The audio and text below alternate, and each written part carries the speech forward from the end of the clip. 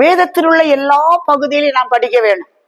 சிலர் நினைக்கிறது பழைய ஏற்பாடு தேவையில்லை, புதிய ஏற்பாடு மட்டும்தான் புறஜாதிகளாகிய நமக்கு என்று சொல்லுகிறாங்க. அப்படி இல்லை.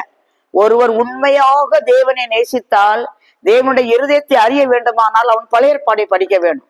பழைய ஏற்பாடு படிச்சாதான் புதிய ஏற்பாடு புரியும். பழைய ஏற்பாட்டுல சொன்னதுதான் புதிய ஏற்பாட்டுல நடக்கும். இப்போது பழைய ஏற்பாட்டுல உள்ள என்னென்ன காரியங்களை புதிய ஏற்பாட்டுல நாம் கடைபிடிக்கிறது இல்லை, அதுக்கு மாற்றாக தேவன் என்னென்ன கொடுத்திருக்கிறார் என்பதை முதலாவது பார்க்க போறோம். முதலாவது விருத்த சேதனம்.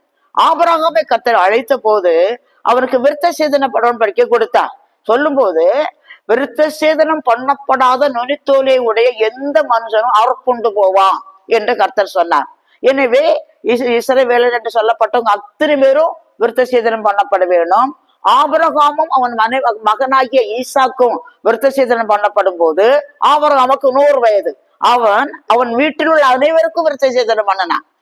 எப்படி என்றால், விருத்த சேதனம் பண்ணப்பட்டவன் தேவனுடைய பிள்ளை என்ற ஒரு அடையாளத்தை கர்த்தர் கொடுத்திருக்கிறார். ஆனால் புதிய ஏற்பாட்டுல நாம் விருத்த சேதனம் பண்ணுகிறது கிடையாது.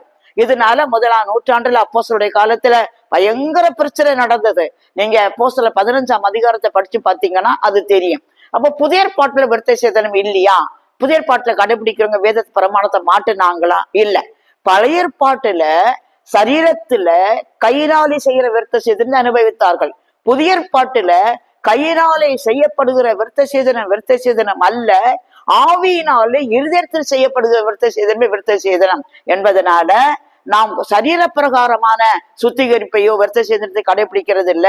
ஆவியினாலே இருதயத்தின் நுனித்தோல்கள் நீக்கப்பட்டு இருதயத்தின் சுத்தத்தை அடைந்து தேவனை தரிசிக்கிறோம்.